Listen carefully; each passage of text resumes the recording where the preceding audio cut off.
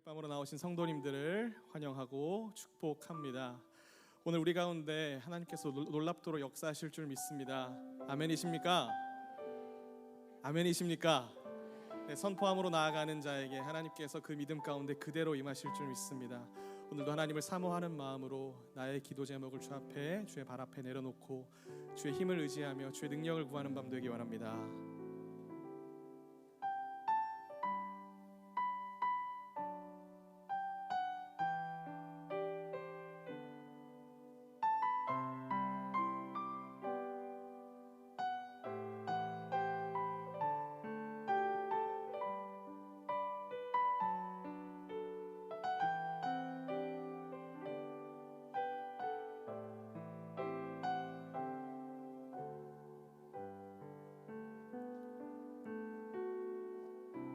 창조의 아버지, 그 섭리 보이사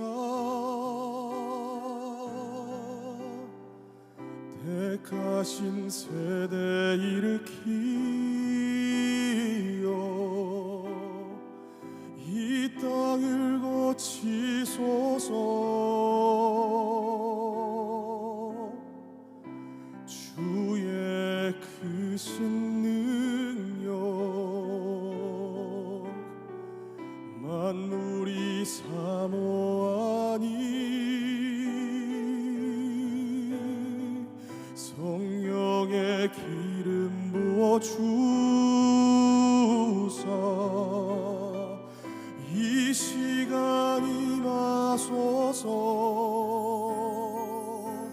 주 영광 여기 임하사 열방 향해 그 빛 비추소서. 주의 얼굴 구할 때 주의 향기 머무소서.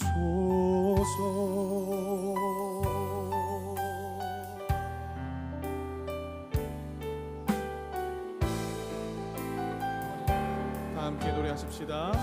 열방의 통치자, 열방의 통치자, 세상이 보리라 진실한 주의 약속으로 교회는 승리하리. 우리를 돌아보사 강건케 하소서. 연약함 모두 벗어지고 승리케 하옵소서. 주 영광 여기 임하사 열방 향해 그 빛 비추소서. 주의 얼굴 구할 때 주의 향기 머무소서. 주 영광 여기 임하사 주 영광 여기 임하사 열방 향해 그 빛 비추소서. 주의 얼굴 구할 때 주의 향기 머무소서. 주 영광 여기 임하사 주 영광 여기 임하사 열방 향해 그 빛 비추소서. 주의 얼굴 구할 때 주의 주의 나라가 주의 나라가 주님의 뜻이 이 땅 가운데 영광 보이소서. 주의 나라가 주의 나라가 이 땅 가운데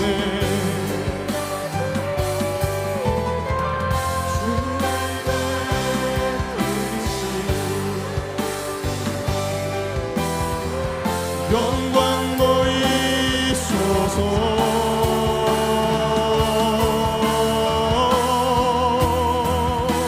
주 영광 여기다 사랑해 열방야게 금이 비추소서.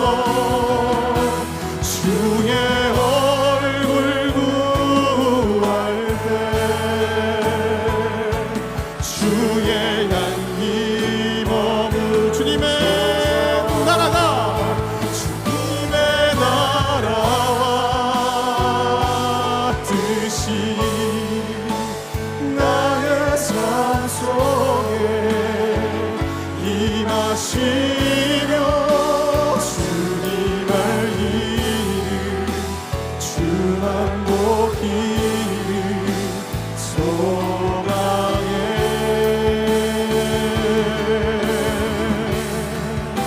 거룩히 살아갈 힘과 두려움 없는 믿음 주신 나의 하나님 완전한 사랑 찬양해. 찬양하리 만군의 주 찬양하리 만군의 주 영원히 함께 하시네. 존귀하신 사랑의 왕 영원히 통치하신 주님의 나라와 주님의 나라와 뜻이 나의 삶 속에 임하시며 주님을 이름 주만 보기를 소망해.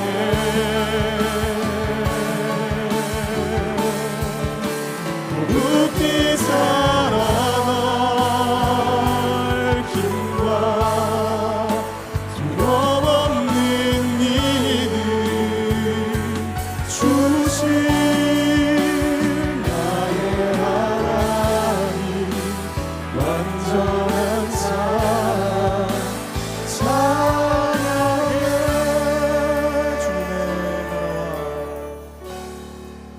주님의 나라와 뜻이 나의 삶 속에 임하시며 주님 알기를 주만 보기를 소망해.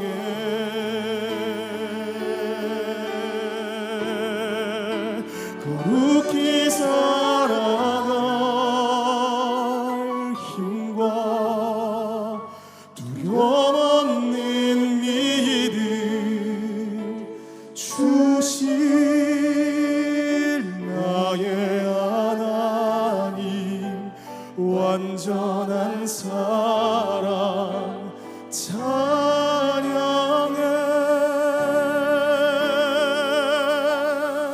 할렐루야. 하나님께 감사의 박수 올려드리십시다. 하나님, 나를 통해서 하나님의 나라가 이루어질 것을 기대함으로 다시 한번 하나님께 감사의 박수 올려드리십시다. 할렐루야. 아멘.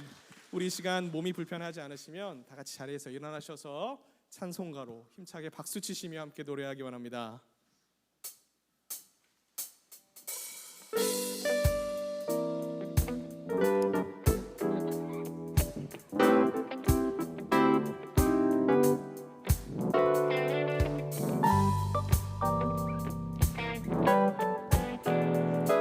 주님의 사랑은 영원히 변치 않는 줄 믿습니다. 할렐루야. 변치 않는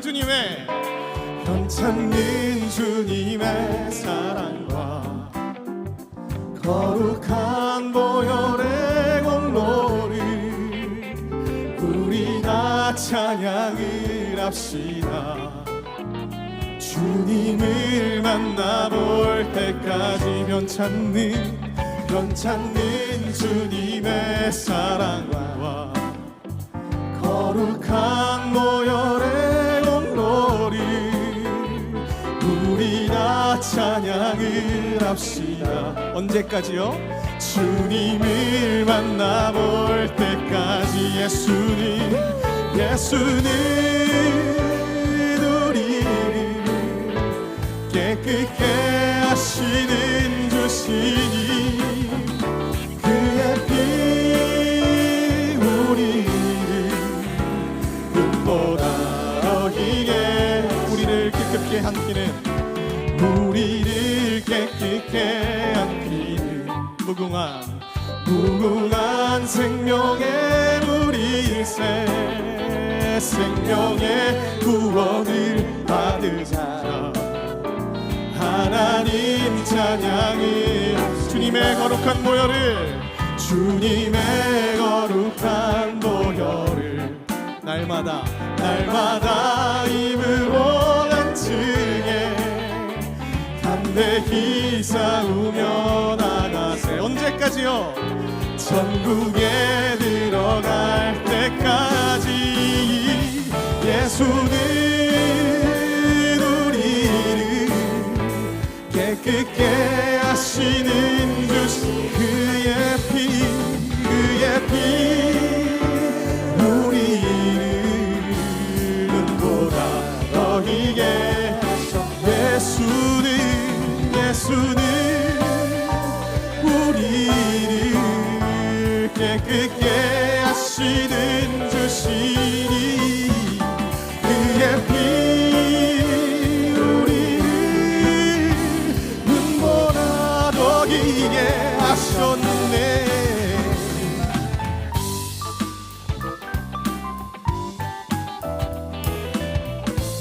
이 시간 이렇게 불러봅시다. 십자가 단단히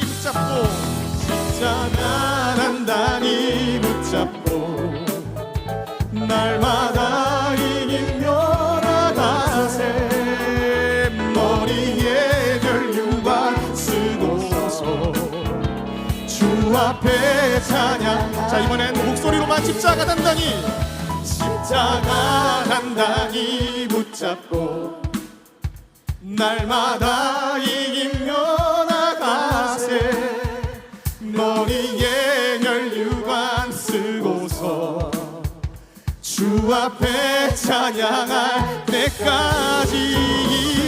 예수는 우리를 깨끗게 하시는 주시니 그의 피 우리를 눈보다 어리게 하셔. 예수는 우리를 깨끗게 하시는 주시니 그의 피 우리를 눈보다 어리게. 자, 마지막으로 부르십시다. 예수는 우리를 깨끗게 하시는 주시니 그의 피 우리를 눈보다 어리게 하셨. 주의 친절한 팔에 안기세. 우리 마음이 평안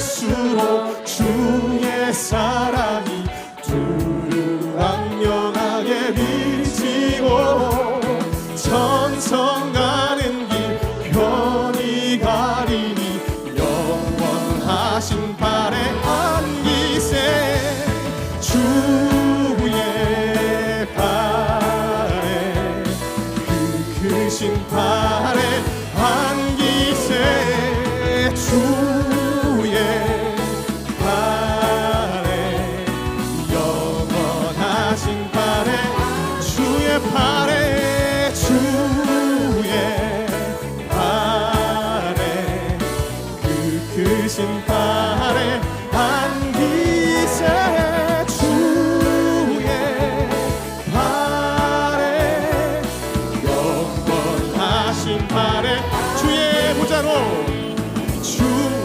보좌로 나아갈 때에 기뻐 찬미 소리 외치고 겁과 두려움 없어지리니 영원하신 파. 자, 다시 한 번 더 주의 보좌로 나아갈 때에 기뻐 찬미 소리 외치고 겁과 두려움 없어지리니 영원하신 팔에 안기세 주의 팔에 그 크신 팔에 안기세 주의 팔에 영원하신 팔에 주의 팔에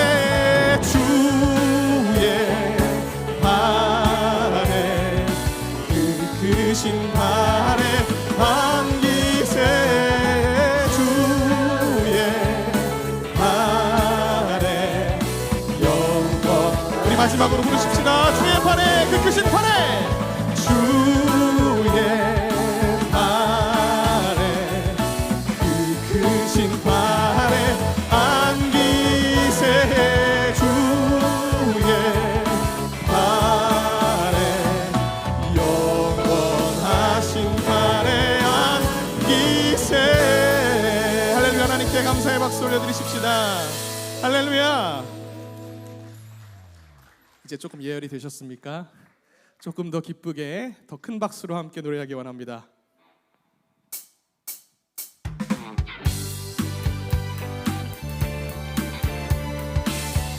우리가 머무는 이 땅은 전부가 아니죠.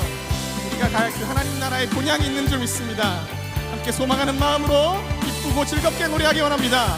보아라 즐거운, 보아라 즐거운 우리 집, 밝고도 거룩한 천국에 거룩한 백성들 거기서 영원히 영광에 앞서간 우리의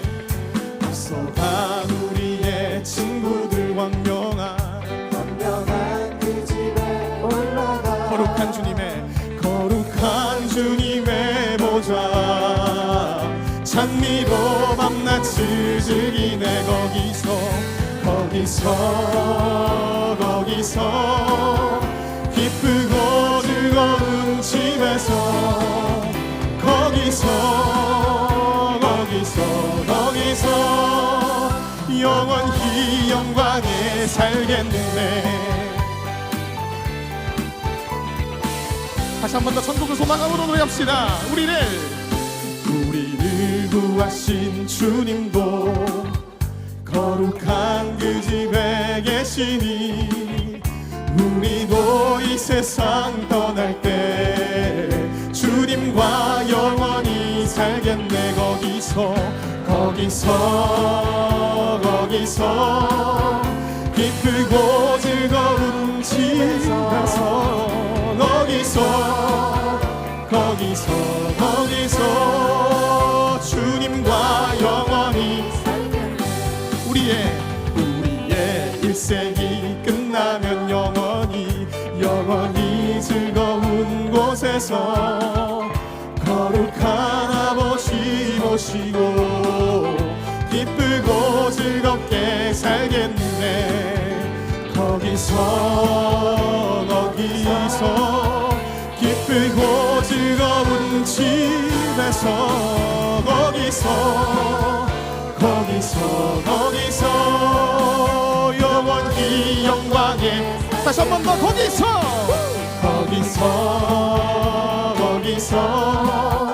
기쁘고 즐거운 집에서 거기서 영원히 영광에 마지막으로 부릅니다. 거기서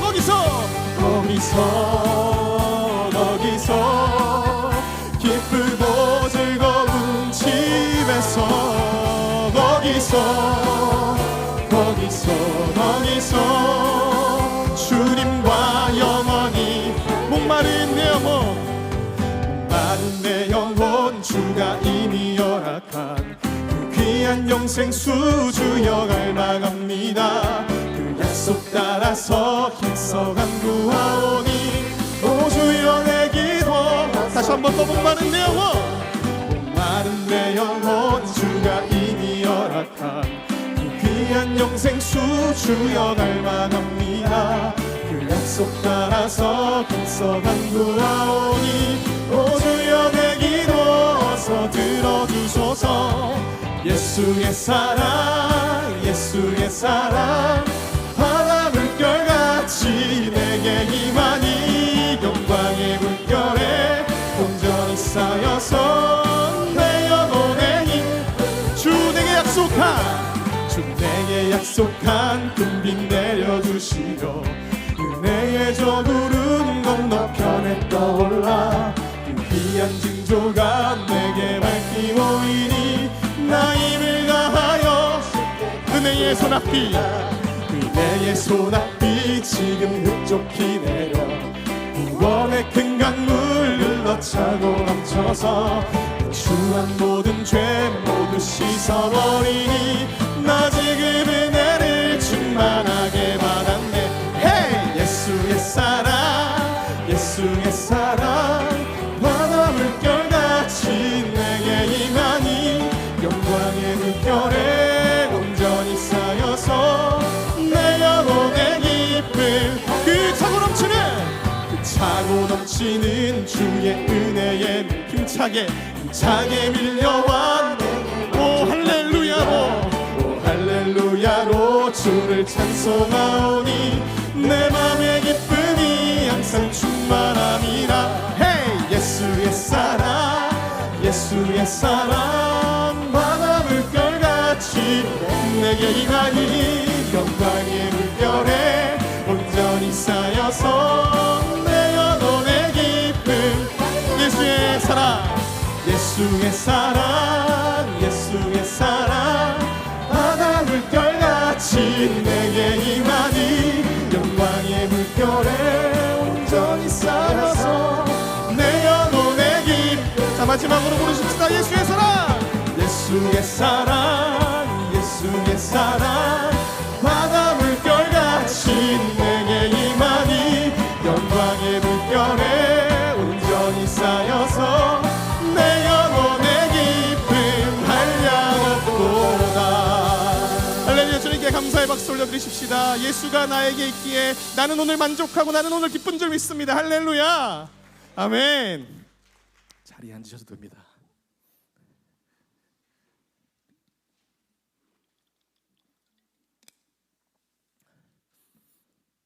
오늘 우리와 함께 하시는 주님은 나에 대해서 모르시는 것이 없는 줄 믿습니다. 아멘이십니까? 나의 마음을 다 아시는 주님께 입을 벌려 기도함으로 주께 내 마음을 내려놓음으로 주께서 나와 함께 하시는 것을 깊이 충만히 느끼는 밤 되시기를 주님의 이름으로 축복합니다. 아멘.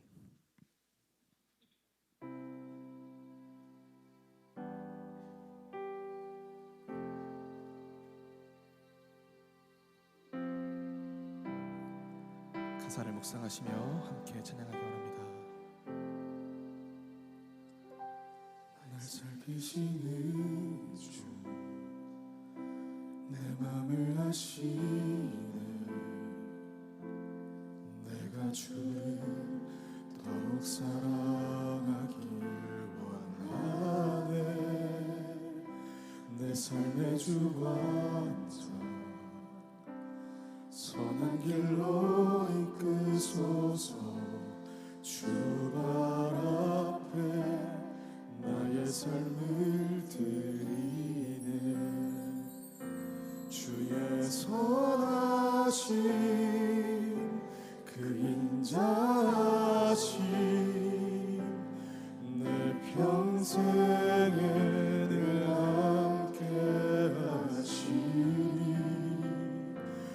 나의 갈 길 달려간 후에 주 얼굴 뵈리.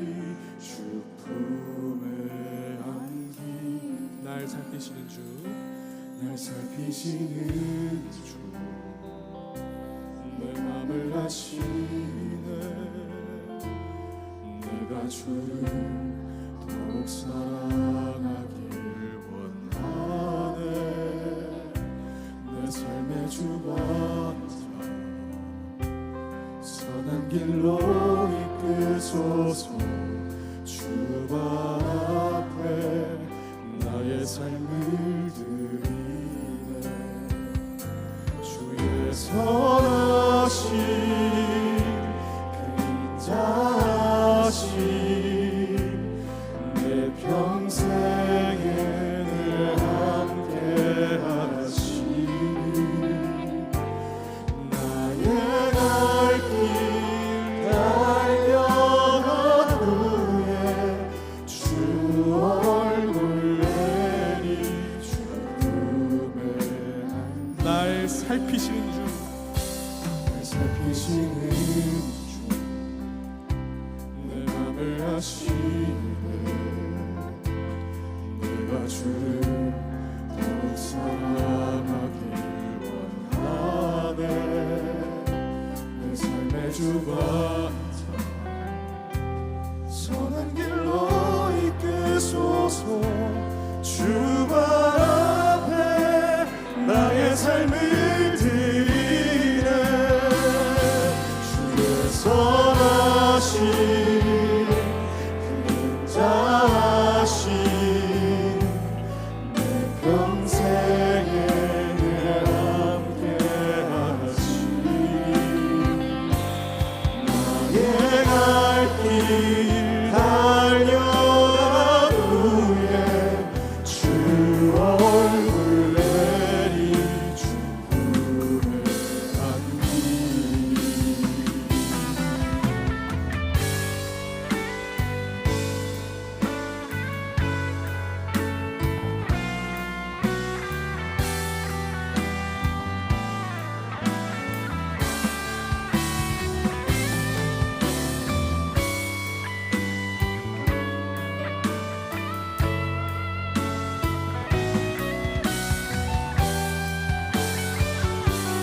다시 한 번 더 고백하십니다. 주의 선하심, 주의 선하심 그 인자하심 내 평생에 늘 함께 하시니. 나의 갈 길 달려간 후에 주 얼굴 내리 주 품에. 다시 한 번 더 주의 선하심, 주의 선하심 그 인자하심 내 평생에 늘 함께 하시니. 나의 갈 길 달려간 후에 주 얼굴 내리 주 품에. 주님의 나라와 주님의 나라와 뜻이 나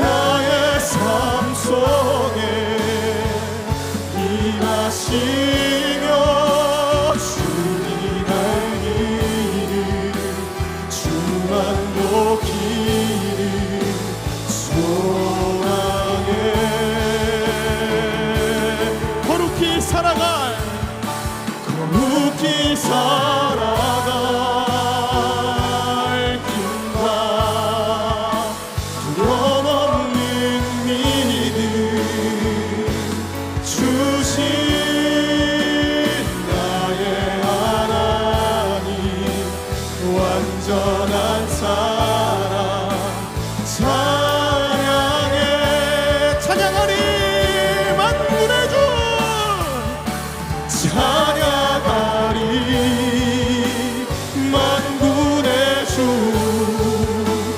영원히 함께 하시네 존귀하신 사랑의 왕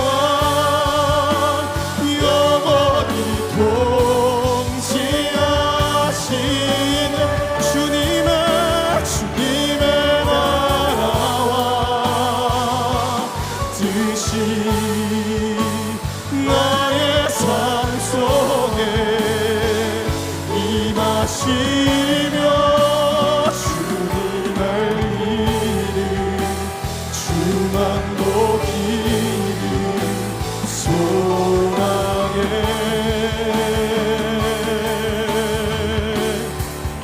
거룩히 살아갈 힘과 두려움없는 믿음 주신 나의 하나님 완전한 사랑 찬양해 살아계신 주님, 연약한 주의 자녀들이 주의 전으로 모였습니다. 아버지, 우리가 연약하기에 주님을 의지합니다. 우리가 연약하기에 주의 능력을 사모합니다. 아버지, 맡겨진 생을 거룩히 한번 살아보겠다고 주 앞에 무릎 꿇고 나오는 주의 백성들을 기억하여 주시고, 아버지, 오늘 밤 우리가 입술을 열어 기도할 때 하나님 놀라운 능력을 부어주시며 말미암아 맡기신 삶의 자리에서 거룩히 담대히 은혜롭게 살아갈 수 있도록 주여 힘을 달라고 주의 이름 한번 찾고 함께 기도하며 나가십시다. 주여.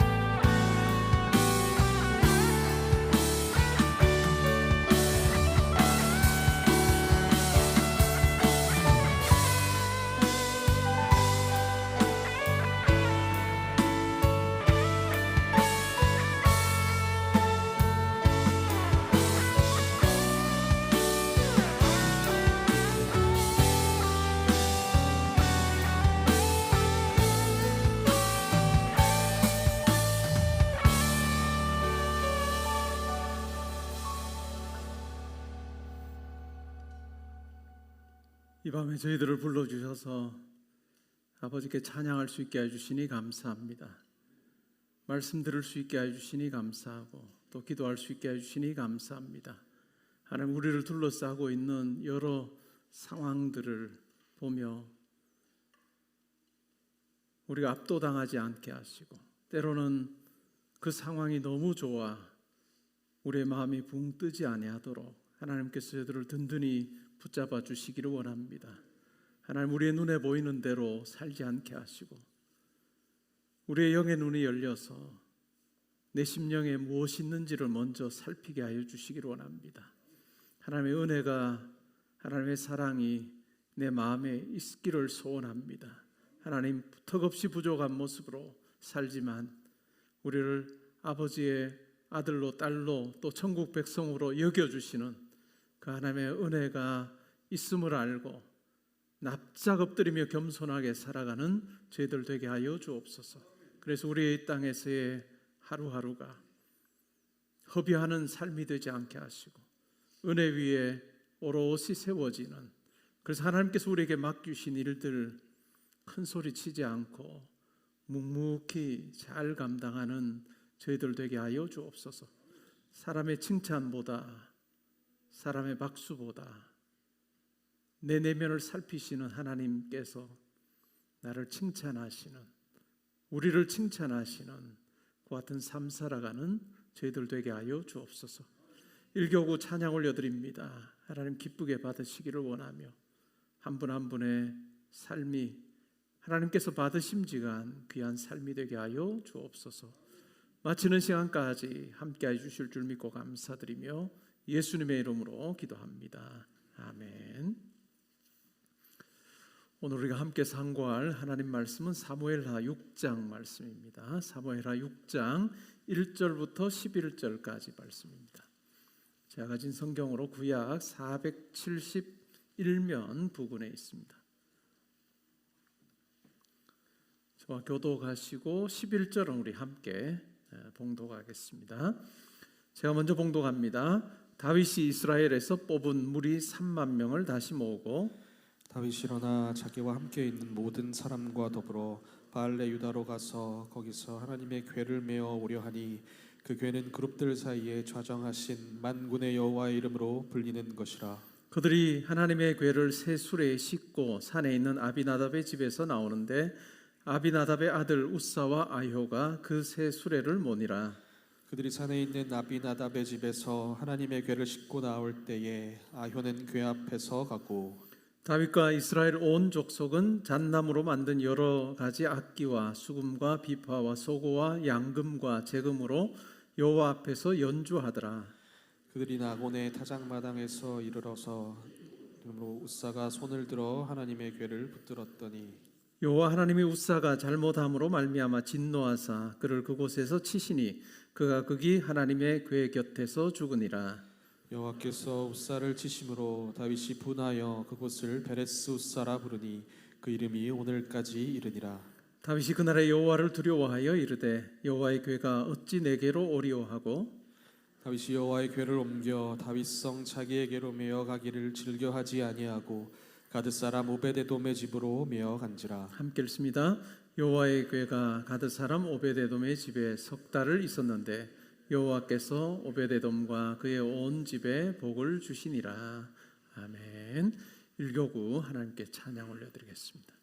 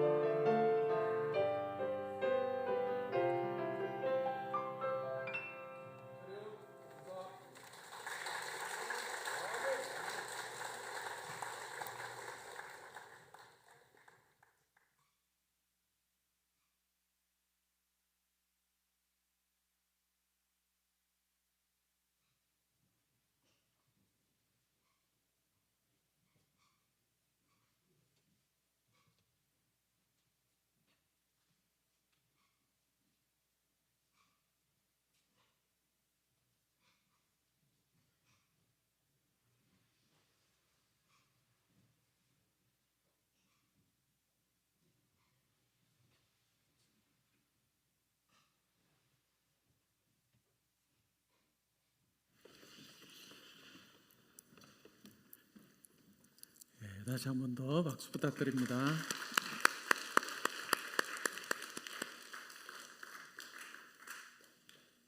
오늘 읽은 말씀에 근거해서 하나님의 임재가 복이 된 집이라고 하는 제목으로 말씀드리겠습니다.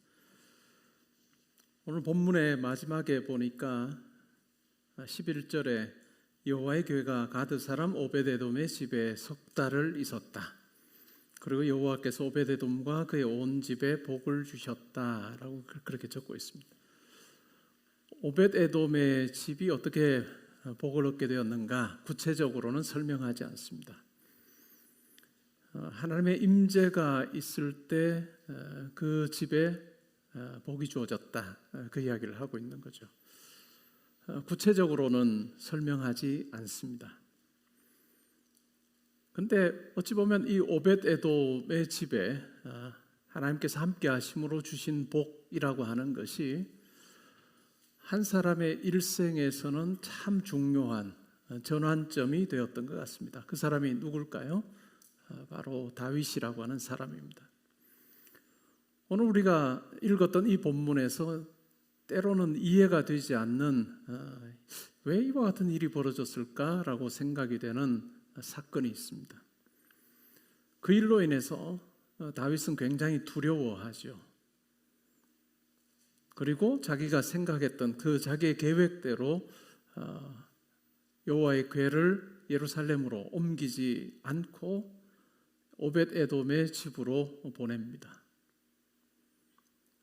왜 이와 같은 일이 벌어졌을까? 우리가 본문을 읽으면서도 궁금한 생각이 들기도 합니다. 오늘 이 본문을 통해서 왜 그와 같은 일이 벌어졌을까? 우리가 생각도 해보고 그 일로 인해서 다윗에게 어떤 변화가 일어났을까? 그리고 내 삶에는 과연 하나님에 대한 인식이 어떠한가? 나는 어떻게 생각하고 살고 있고 또 하나님 앞에서 나는 어떤 모습으로 지내고 있는가 하는 부분을 우리가 생각을 해보면 좋을 것 같습니다.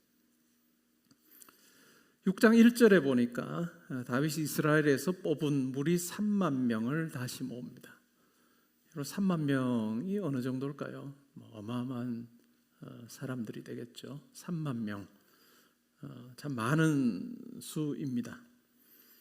2절에 보니까 다윗이 일어나 자기와 함께 있는 모든 사람과 더불어서 바알레 유다로 내려가서 거기서 하나님의 교회를 메어 오려고 합니다. 그리고 그 교회는 그룹들 사이에 좌정하신 만군의 여호와의 이름으로 불리는 것입니다. 하나님의 교회, 여호와의 교회, 법궤를 자기의 성으로 이제는 가지고 올 생각을 가지고 있습니다. 그런데 이 법궤라고 하는 이 언약궤, 여호와의 궤라고 하는 이것은 하나님의 임재를 상징하는 것입니다. 2절까지 보면 다윗의 이와 같은 생각은 참 좋은 것 같습니다. 그런데 왜 하나님께서 그 이후에 아주 놀랄 만한 그와 같은 일을 행하셨는가 하는 부분이 오늘 우리가 풀어야 될 숙제라고 할 수 있습니다. 3절에 보니까요, 그들이 하나님의 궤를 새 수레에 싣고 산에 있는 아비나답의 집에서 나옵니다. 그리고 아비나답의 아들 우사와 아효가 그 새 수레를 몹니다. 본문에서 아주 강조하는 게 뭘까요? 새 수레였다. 새 수레였다. 하나님의 궤를 운반하는데 사용한 것이 새 수레였다. 두 번이나 반복해서 이야기를 하고 있습니다. 새 수레라고 하는 것이 어떤 의미를 가질까요?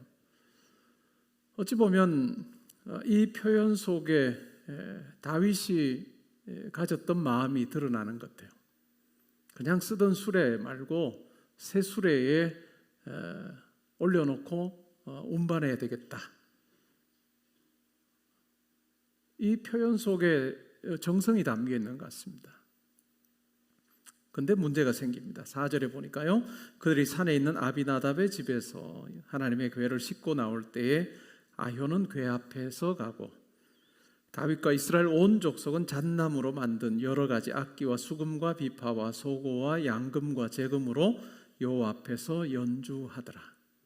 여러분 이 장면을 한번 상상해 보실래요? 머릿속에 3만 명이라고 했으니까 정말 많은 무리가 함께 하고 있고 또 그 중에 또 많은 사람들이 악기를 가지고 연주하고 있는 장관이죠.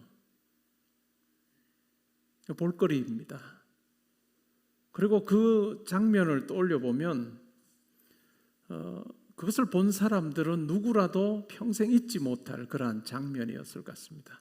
아주 웅장한 음악이 있고 또 많은 사람들이 대열을 갖춰서 이동하고 있는 그러한 아주 인상적인 장면이 펼쳐지고 있습니다. 음악이 있고 많은 사람들이 있고 기뻐함이 있는 그런 분위기. 근데 6절에 보니까 문제가 생깁니다. 그들이 나곤의 타작마당에 이르러서는 소들이 뛰므로 웃사가 손을 들어 하나님의 궤를 붙들었습니다. 새수레에 하나님의 궤를 올려놓고 가고 있는데 나곤의 타작마당에 이르렀을 때 소들이 뜁니다. 그래서 결국은 하나님의 궤가 떨어질 그런 상황에 처한 것입니다. 그때 웃사가 손을 들어서 하나님의 궤를 붙들었습니다. 어찌 보면 본능 아닐까요? 그죠? 본능일 것 같습니다. 여러분이 만약에 웃사였다 그러면 어땠을까요?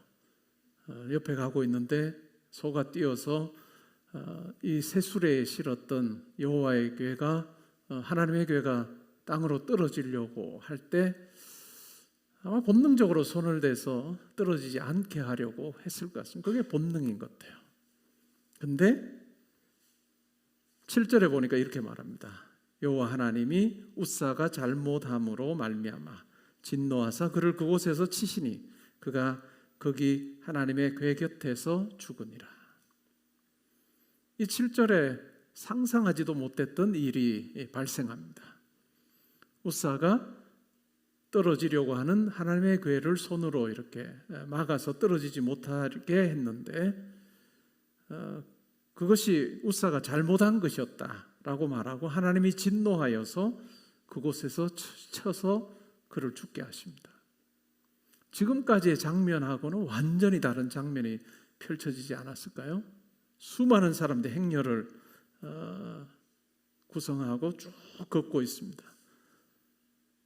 즐거운 음악이 울려 퍼지고 있었고 그 중에 하나님의 궤가 함께 하고 있었는데 갑자기 웃사가 그 자리에 죽습니다. 어떤 장면이 펼쳐졌을까요? 음악도 끊어지고 모든 사람이 다 당황했을 겁니다. 어떻게 이와 같은 일이 벌어졌을까? 왜 이와 같은 일이 생겼나? 라고 그렇게 당혹스러워하는 많은 그 백성들의 얼굴을 우리가 떠올려 볼 수가 있습니다. 8절에 보니까 여호와께서 웃사를 치심으로 다윗이 분합니다. 다윗이 지금 굉장히 분노하고 있어요. 그래서 그 옷을 베레스 웃사라고 그렇게 부릅니다. 웃사를 침, 웃사를 찢음 뭐 이런 의미가 됩니다. 그리고 그 이름이 오늘까지 이른다라고 해요. 웃사가 죽었던 그곳을 베레스 웃사라고 그렇게 부릅니다. 근데 다윗이 지금 분노해요. 왜 다윗이 분노했을까? 분하여 했을까? 조금 이따 설명을 드려볼게요. 분한 마음과 더불어서 9절에 보니까 다윗이 그날에 여호와를 두려워합니다. 하나님을 두려워하는 거예요. 그리고 이렇게 말합니다. 여호와의 궤가 어찌 내게로 오리요? 내가 더 이상 이 여호와의 궤를 하나님의 임재가 있다고 우리가 믿는 이 여호와의 궤를 내가 사는, 내가 통치하는 이 성으로 내가 가지고 갈 수 없겠다라고 하는 생각을 하고 말을 합니다.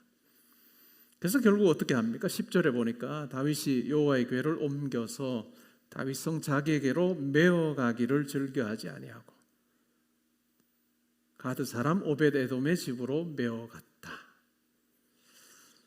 운반하는 방식이 달라진 것 같아요. 그렇죠? 그전에는 새수레에 실어서 하나님의 궤를 운반을 했는데 이 일이 있고 나서는 어떻게 합니까? 이제는 메어서 갑니다. 메어서 가는 변화, 운반의 어떤 방식의 변화가 있습니다. 왜 이와 같은 일이 벌어졌는가라고 하는 부분을 가지고 아마 물었을 수도 있을 것입니다. 제사장에게 묻고 왜 이와 같은 일이 벌어졌느냐? 하나님의 뜻을 잘 아는, 율법을 잘 아는 사람들에게 아마 물었을 것입니다. 그때 그들이 어떤 대답을 해줬을 것 같습니까? 하나님의 교회를 이동할 때는 어떻게 해야 된다고요? 메어서 가야 된다. 민수기 4장에 나오나요? 메어서 가야 된다. 수레로 운반해서는 안 되고 메어서 이동해야 된다 라고 하는 것을 이야기해 주었을 것입니다. 그래서 우사가 죽고 나서야 결국은 율법의 규정을 따라서 메어서 갑니다. 수레에 싣지 않고 메어서 갑니다. 하나님께서 말씀하신 대로 우리가 하지 않았구나 라고 하는 생각을 하게 되고 하나님의 율법의 규정을 따라서 메어서 갑니다. 11절에 보니까 여호와의 교회가 가드 사람 오벳에돔의 집에 석 달을 있었습니다. 근데 여호와께서 오벳에돔과 그의 온 집에 복을 주셨다. 굉장히 두려움을 느끼게 한 이 여호와의 교회였습니다.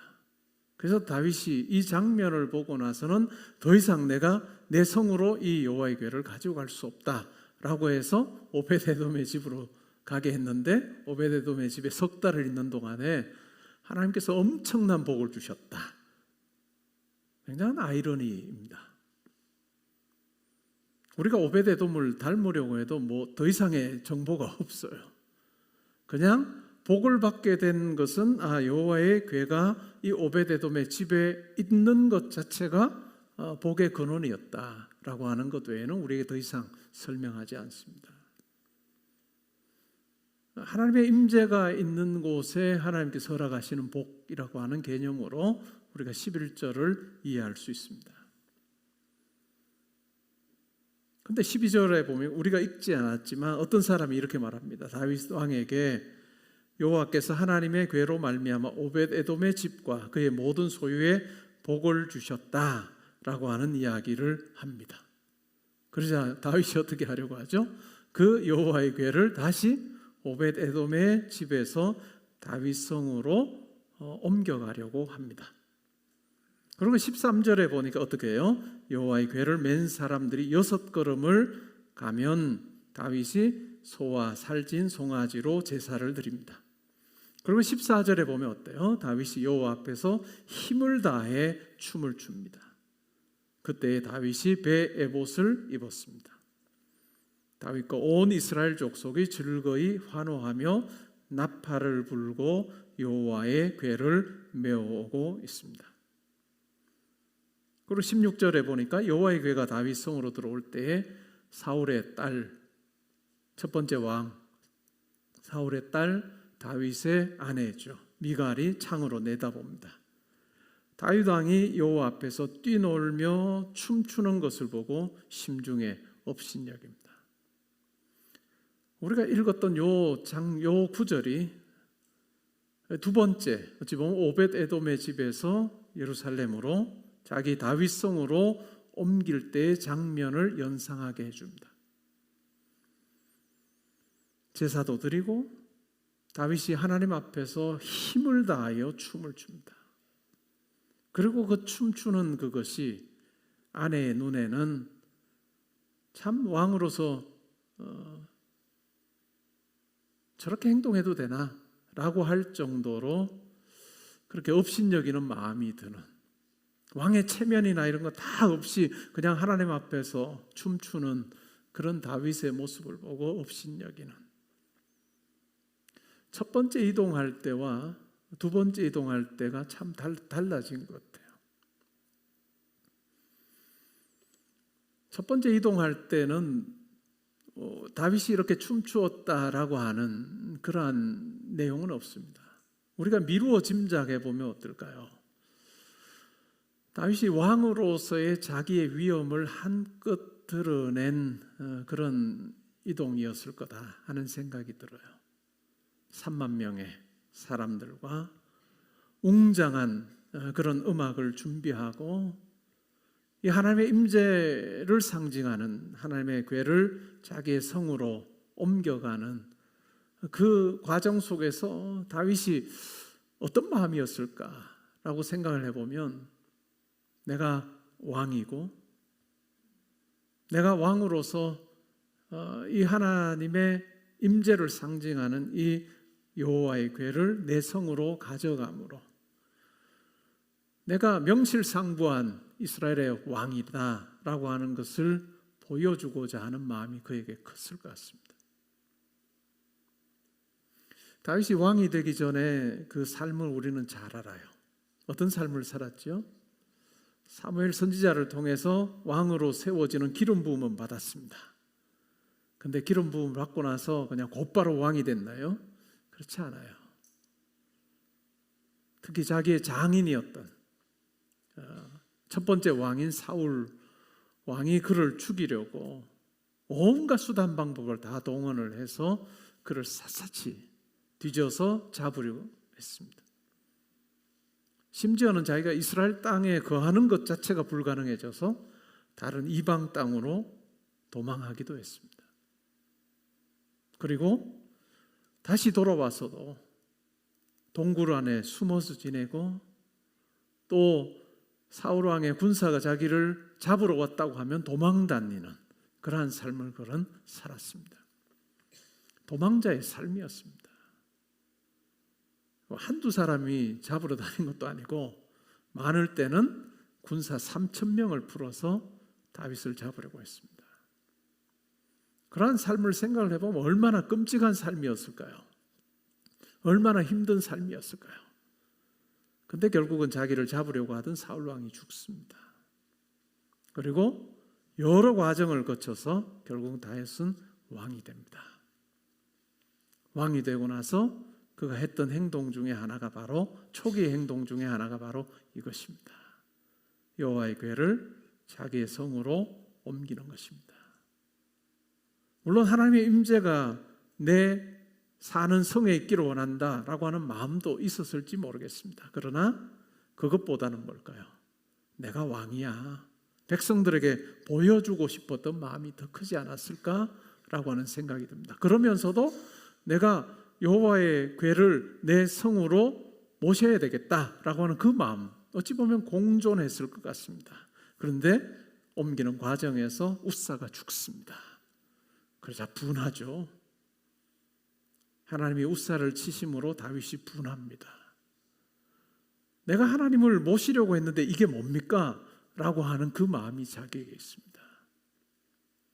어찌 보면 이 사건을 경험한 그 직후만 하더라도 다윗은 하나님에 대해서 어찌 보면 그가 평생 살면서 하나님을 체험했던 것과는 아주 다른, 내가 하나님을 위하고 있는데 하나님 이럴 수 있습니까? 라고 하는 그 분함이 그의 마음에 있었던 것 같습니다. 그러면서 그에게 생긴 또 다른 감정, 그것은 두려움이었습니다. 두려움이었습니다. 하나님의 임재가 있는 곳, 두려운 거구나. 하나님께 가까이 하는 것 자체가 두려운 거구나. 그래서 내 성으로 모셔서는 안 되겠구나 라고 하는 생각을 하게 되죠. 근데 자기의 생각이 교정이 되는, 그것이 석 달 동안 오벳 에돔의 집에 하나님의 궤가 있는 동안에 복 주시는 것을 통해서 확인합니다. 그래서 결국은 다시 마음을 바꿔먹고 다시 내가 사는 곳으로 하나님의 법궤를 가지고 와야 되겠다라고 생각할 때 일어난 그 마음의 변화, 그것은 왕의 체면 다 내려놓는 거예요.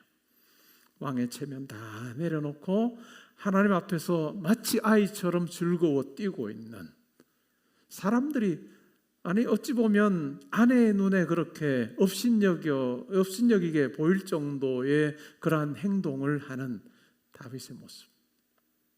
첫 번째 운반과는 굉장히 다르죠. 내가 하나님께서 나를 보시며 기뻐하시면 좋겠다라고 하는 그 마음으로 바뀐 것입니다. 어찌 보면 다윗의 이 사건은 다윗의 일생에 잊을 수 없는 사건이었을 겁니다. 그리고 하나님을 아는 것에 있어서 아주 이 한 사건이 그에게 참 많은 것을 깨닫게 한 그런 사건이었다라고 생각을 해볼 수 있습니다. 처음에는 하나님, 내가 이렇게 하나님을 섬기려고 하고 하나님께 이렇게 대하는데 저에게 이렇게 할 수 있어요? 라고 하는 노함, 분노, 그러면서도 두려움. 그러다가 마침내 하나님 앞에서 내가 어떤 모습으로 나아가야 되는지를 깨달음. 이 다윗의 이런 변화, 이것은 우리 신앙생활에도 어찌 보면 거울이 되는 것 같아요. 여러분 지금 어떤 모습으로 살고 계세요? 하나님 앞에 여러분의 모습은 어떤가요? 분되나요? 혹시 화가 나요? 내가 하나님을 위해서 뭘 좀 해보려고 하는데 이게 뭡니까? 이게 화가 나요. 화 좀 내다가 겁이 나? 두려워? 아니면 하나님 앞에서 모든 것 다 내려놓고 막 뛰는, 어린아이처럼 하나님의 임재 앞에서 즐거워 뛰는 이런 모습 중에 여러분의 모습은 뭔지 모르겠습니다. 여러분의 옆에 있는 사람의 모습이 중요하지 않아요. 제가 항상 이야기하잖아요. 내 살피기에도 정신이 없는데요, 내가 나를 보기에도 지금 정신이 없고 하나님 앞에서 내 점검하기에도 정신이 없는데 뭘 다른 사람까지 봐요? 그렇잖아요. 내 모습 살피기에도 지금 급급한데 어찌 보면 우리 평생 누구에 대해서 평가할 자리에 있을 수 있을까? 신앙적으로 없을 것 같아요. 저는 내가 나를 평가하는데도, 나를 하나님 앞에 추스리는데도 정신이 없는데, 분하였다가 두려웠다가 이제 춤 좀 추게 됐다고 분하고 두려워하는 사람 보면서 야, 그렇게 해서 되겠어, 이렇게 해서 안 된다는 거죠. 그렇잖아요. 춤추고 어찌 보면 업신여김 당하는 이러한 태도로 살아가는 나, 여러분의 만약에 지금의 상태가 그렇다면 다른 사람에게 눈 돌릴 틈도 없어요. 하나님 앞에서 내가 이와 같은 존재로 내가 사는 것, 이러한 마음의 상태를 유지하고 살아가는 것, 납작 엎드리는 것, 이것이 이 웃사 사건이 다윗에게 준 교훈이라고 할 수 있습니다. 두려운 하나님, 가까이 가기 어려운 하나님, 예수님께서 오셔서 우리가 예수를 힘입어서 하나님 앞에 은혜의 보좌로 담대히 나아갈 수 있게 하셨습니다. 구약시대의 백성들은 하나님께 나아가는 것이 정말 두려웠고 또 무서웠고 감히 나아갈 수 없는 그런 어떤 존재였는데, 예수님께서 이 땅에 오심으로 우리가 하나님 앞에 담대히 나아갈 수 있는 길을 열어주셨습니다. 때로는 예수님께서, 하나님의 아들이신 예수님이 제자들에게 나는 너희의 친구다라고 그렇게 말씀해 주셨습니다. 참 친밀함이 있는 거죠. 신약의 성도들은 예수 그리스도와의 친밀감이 있고 또 하나님과의 친밀함이 구약 성도와는 비교할 수 없는 정도로 우리에게 주어져 있습니다. 그럼에도 불구하고 우리가 하나님께 나아갈 때는 경외함이 필요합니다. 온 우주 만물을 창조하신 그 창조주와 피조된 존재인데 나 사이에 도무지 넘어설 수 없는 그런 어떤 엄청난 이런 간격을 우리는 경험합니다. 그래서 우리는 친밀함을 느끼면서 동시에 경외함을 가지고 하나님 앞에 나아갈 수밖에 없는 것이 신약 시대를 사는 우리의 모습이라 할 수 있습니다. 때로는 하나님이 참으로 가깝고 나의 모든 것을 다 받아주시는 그런 넉넉한 하나님처럼 여겨지다가도 또 때로는 하나님 앞에서 경외하는 마음이 우리로 하여금 들게 하시는 이것이 어찌 보면 우리 신앙생활에서 하나님께서 이와 같은 두 가지 감정을 우리로 하여금 느끼게 하시면서 우리가 하나님에게서 떠나지 않도록 하는 것 같습니다. 신앙생활하면서 하나님은 난 진짜 나랑 가까운 친구야 하는 그것만 있다면 다른 하나는 아예 경험도 못한 분이고, 아예 하나님이 두렵기만 하다면 친밀함을 경험하죠. 우리에게 이 두 가지 감정이 다 있어서 하나님 의지하며 하나님 임재 가운데 살게 하시는 그 은혜가 있다라고 저는 그렇게 생각을 합니다. 오늘 이 본문을 통해서 여러분 각자의 지금의 상태를 한번 점검해 보시면 좋겠습니다. 분노하느냐, 두렵기만 하느냐, 아니면 춤추는 데까지 나아갔느냐, 그리고 춤추다가 다시 분노하냐. 우리는 우리의 이 땅에서의 삶은 항상 고정되어 있지는 않습니다. 고정되어 있지 항상 우리 마음이 변할 수 있는 거예요. 작년에까지 내가 춤췄다. 올해 어떠냐? 원래 어떠냐는 거죠. 원래 분노하고 있냐? 두려워하고 있냐? 아니면 원래도 여전히 하나님 앞에서 그 임재 가운데서 기뻐하느냐? 만약 임재 가운데서 하나님 앞에서 이렇게 막 뛰노는 이것이 여러분의 삶에서 사라졌다. 이유가 뭐냐는 거죠. 그 이유가 뭐냐? 그 이유 찾아내야 되겠죠. 그리고 그 이유 찾아내서 다시 하나님 앞에서의 이와 같은 모습을 회복하는 것, 이것이 어찌 보면 오늘 이 본문이 우리에게 주는 교훈이라 할 수 있습니다. 여러분 각자의 지금의 마음의 상태를 잘 살펴보시고, 분노하는, 내가 이 정도 하고 있는데 하나님 이게 뭐예요? 이 분노가 아니고 두려움도 아니고 더 나아가서 하나님 앞에 어린아이처럼 마구 춤추고 뛰어노는, 하나님 앞에서 정말로 은혜 가운데 내가 살고 있음을 고백하는 그러한 모습으로 우리가 살면 좋겠습니다. 하루를 우리가 살면서 불쑥불쑥 때로는 하나님께 하나님 섭섭해요, 분합니다 라고 하는 마음이 들 때 그냥 그 마음 그대로 내버려 두지 말고, 내 지금의 삶에서 왜 이와 같은 일이 벌어지고 있는가 잘 살펴서 돌이켜서 말씀으로 회복하는 그것이 우리 이 땅에서의 삶, 길지 않은 이 땅에서의 삶을 허비하지 아니하는 지혜자의 삶인 것 같습니다. 오늘 이 본문이 이야기하는 것처럼 하나님의 임재가 있으므로 내 인생이 복됩니다 하는 고백을 우리가 하면서 내가 가진 어떤 것으로 높아진 마음 가지고 살지 말고 하나님 앞에 납작 엎드리는, 하나님 앞에 납작 엎드리는, 하나님 앞에 납작 엎드리는 우리가 될 때 하나님께서 우리의 그 같은 모습을 존귀하게 여기실 것입니다. 혹시 이 자리에 계시는 우리 성도님들 중에 높아진 마음이 있다면 납작 엎드리십시오. 그것이 살 길입니다. 내 자신을 살피며 하나님 앞에 납작 엎드리고 은혜로 나아가는 우리 모든 성도님들 되셔서 하나님의 임재가 주는 그 복과 기쁨을 누리는 여러분 될 수 있기를 주님의 이름으로 축복합니다. 아멘. 우리 같이 찬양 드리죠.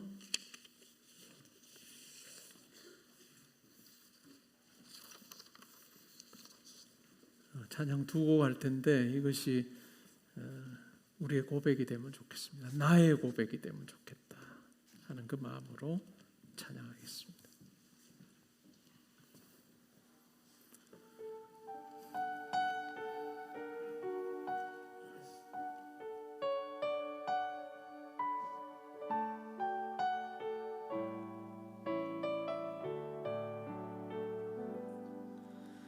나를 지으시니가 하나님,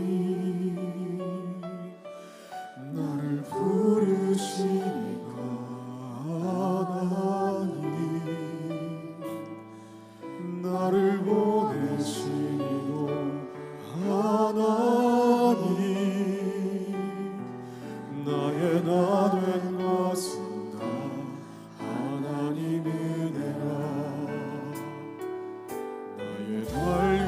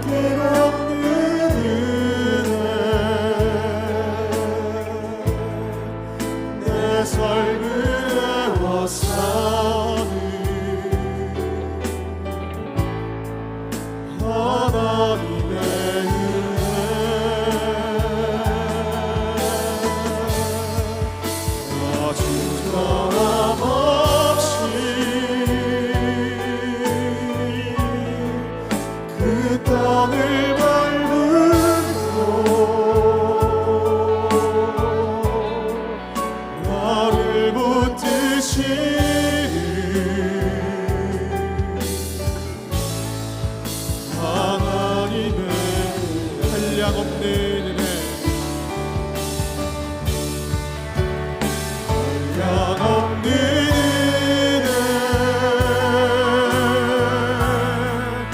갚을 길 없는 은혜 내 삶을 애워싸는 하나님의 은혜 나 주저함 없이 그 땅을 밟음도 나를 붙드시는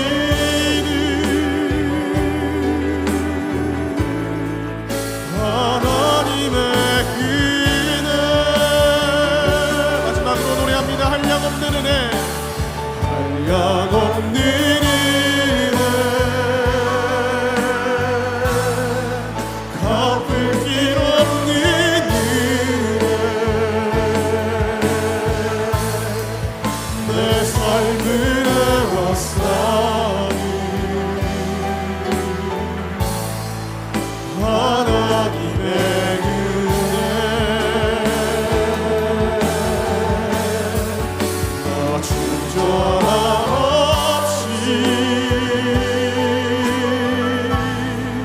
그 땅을 밟음도 나를 붙드시는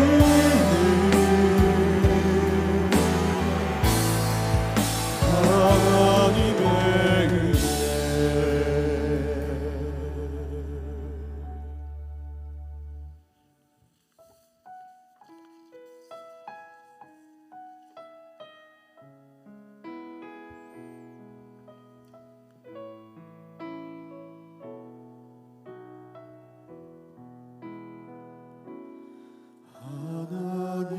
하나님은 너를 지키시는 자 너의 우편에 그늘 대시니 낮의 해와 밤의 달도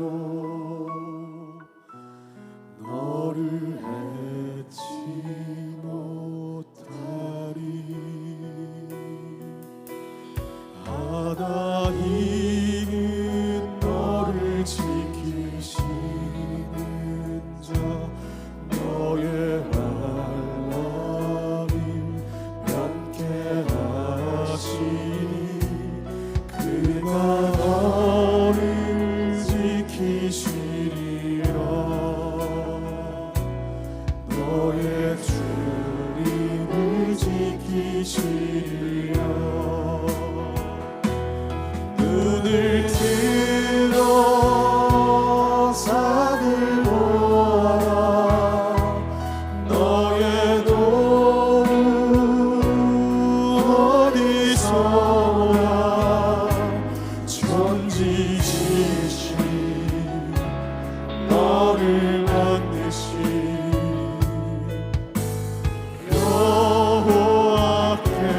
여호와께로라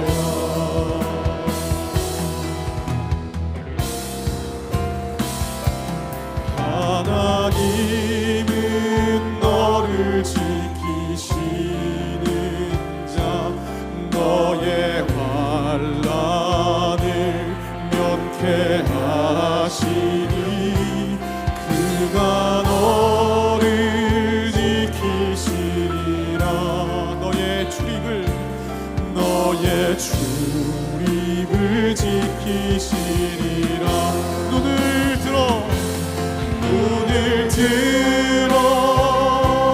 산을 보아라 너의 도움 어디서나 천지 지으신 너를 만드신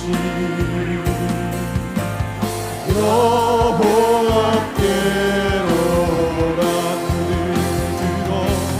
눈을 들어 산을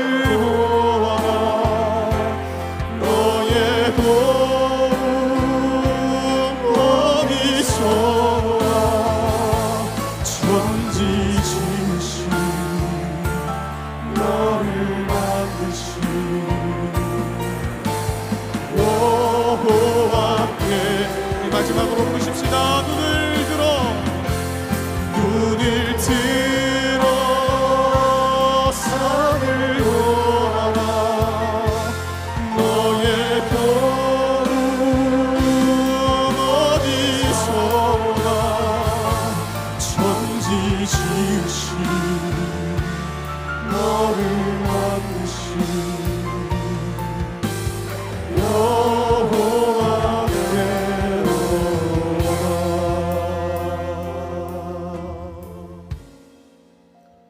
오늘들은 말씀 생각하며 이 시간 기도하면 좋겠습니다. 오늘 본문이 우리에게 이야기해 주는 아주 중요한 가르침은 높아진 마음에는 하나님의 임재가 있을 수 없다. 높아진 마음에는 하나님의 임재가 있을 수 없습니다. 이 세상 누구라도 하나님 나라를 위해서 아주 놀라운 업적을 이룬 사람이라 할지라도 높아진 마음 가지면 하나님께서 함께하지 않으십니다. 하나님 앞에 납작 엎드리는 그 마음, 어린아이처럼 하나님 앞에 춤추는 내 체면이라 이거 다 내려놓고 내 마음에서 하나님 앞에 내가 납작 엎드릴 때 하나님께서 그 사람을 즐거워하신다. 오늘 본문이 우리에게 가르쳐주는 영적인 교훈입니다.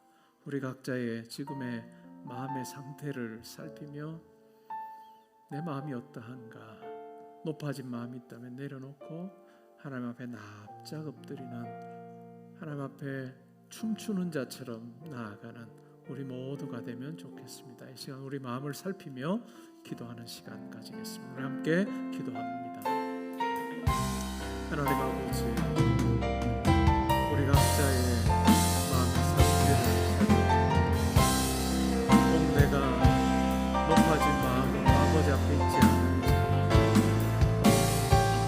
때로는 어떤 일로 내가 노하여 있지 않아요. 때로는 어떤 일로 내가 두려워하고 있지 않은지 잘 살펴보기를 원합니다. 하나님의 임재가 때로는 두려워서 피하고 있지 않은지 잘 살펴보기를 원합니다. 얼마 전까지만 해도 하나님 앞에서 어린아이처럼 춤추며 뛰어놀았던 그러한 겸손한 낮은 마음이었죠.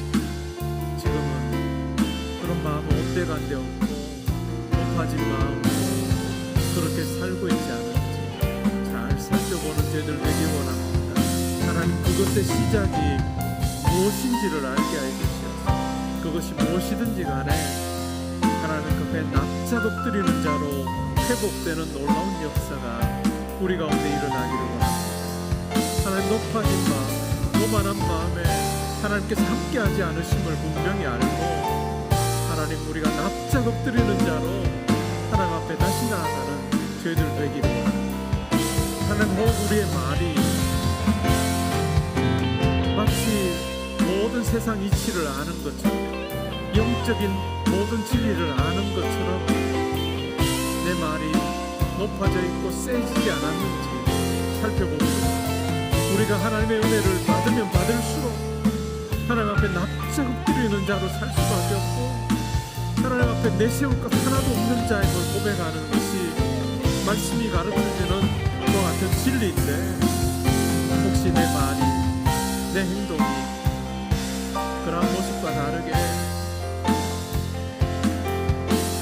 지금 펼쳐지고 있지 않은지 잘 돌아보게 하시고, 낮은 마음 다시 회복하는 저희들 되게 하시고, 하나님의 임재하에 누리는 자가 가지게 되는 평강과 기쁨을 우리가 회복할 수 있는 아버지 은혜 베풀어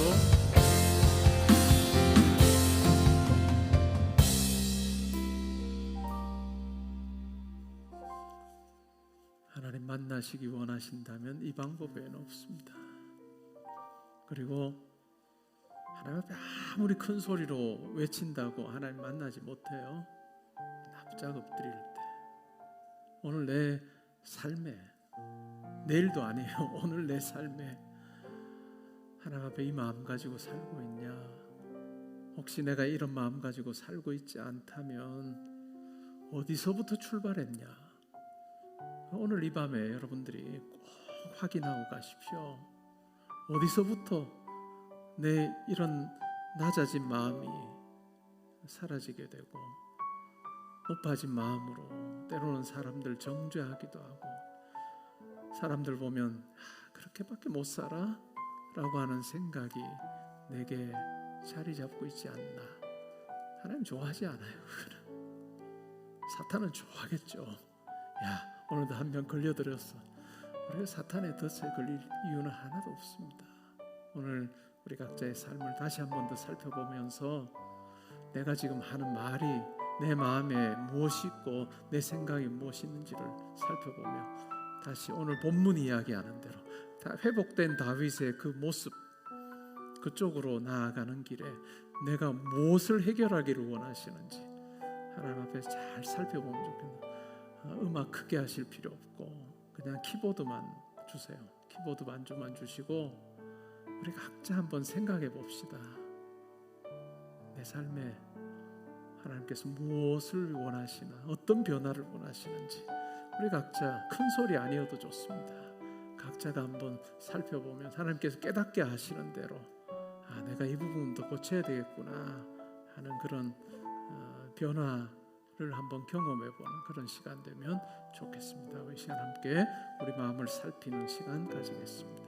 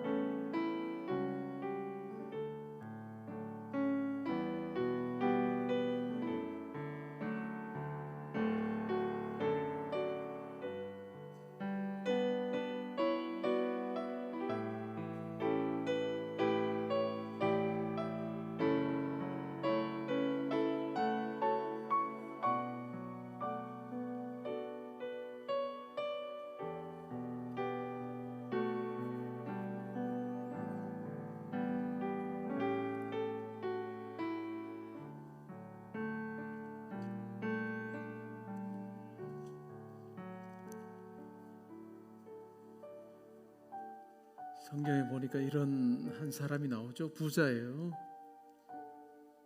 그의 수확이 많았습니다. 창고에 거득히 채우고 자기 영혼에게 이렇게 말합니다. 내 영혼아 즐거워하라. 내가 참 많은 수확을 거두어서 내 앞길 이제는 내 앞날 아무 걱정 없다. 근데 예수님께서 말씀합니다. 그 사람의 생명을 거두어 가시면 그 사람이 그렇게 의지하는 것 누구의 것이 되겠느냐? 우리가 살면서 하나님께서 우리에게 주신 것 가지고 때로는 이야기할 때가 있을 겁니다. 여러분 자녀들에게도 혹시 물질이 조금 있으면 야 내가 이것 너희들 줄게 라고 하실 수도 있을 거고 계획도 세울 수 있을 거예요. 그러나 이런 마음속에 그건 있어야 될 겁니다. 하나님께서 허락하시면 내가 이렇게 할게. 자녀에게 계속 말할 때마다 하나님께서 허락하시면 하나님 그러면 또 너무 이상해질 수 있으니까 속으로 하나님께서 허락하시면 내가 이거 하고 싶다 하는 그 마음으로 우리가 살지 않으면 안 됩니다. 한치 앞을 몰라요.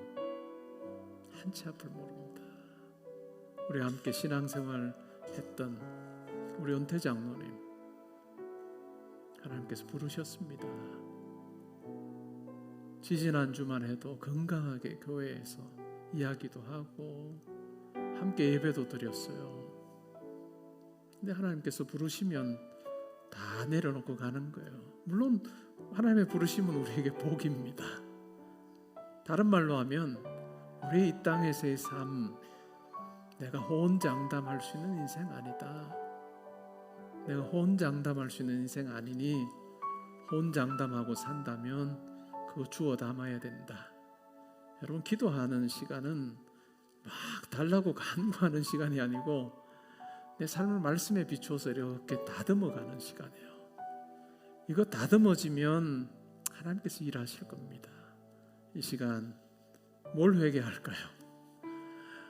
혼장담했던 거 회개합시다. 내가 이것 가지고 잘 살 수 있을 것 같아 라고 생각했던 것 회개합시다. 주식 투자해서 요즘에 내가 돈 좀 벌었다, 이러면 내가 잘 살 수 있을 것 같다, 그것도 회개의 내용일 거예요. 목사님, 이런 것까지 그거 안 하면 뭘 회개합니까? 내 입에서 하나님 상관없이 내가 내 인생 잘 살 수 있을 거다라고 여겨지게 하는 그것, 기도의 자리에서 점검하고 되돌리는 거예요. 하나님, 제가 이거 믿지 않고 의지하지 않고 하나님만 의지하며 살겠습니다. 여러분 각자가 그런 측면에서 점검하고 고백해야 될 내용들이 있을 거예요. 아주 구체적으로 하나님 앞에 한번 고백해 보세요. 여러분 각자 자기 속으로 해도 되고 작은 소리로 해도 좋은데 그런 고백 한번 해보면 좋겠습니다. 함께 기도하겠습니다.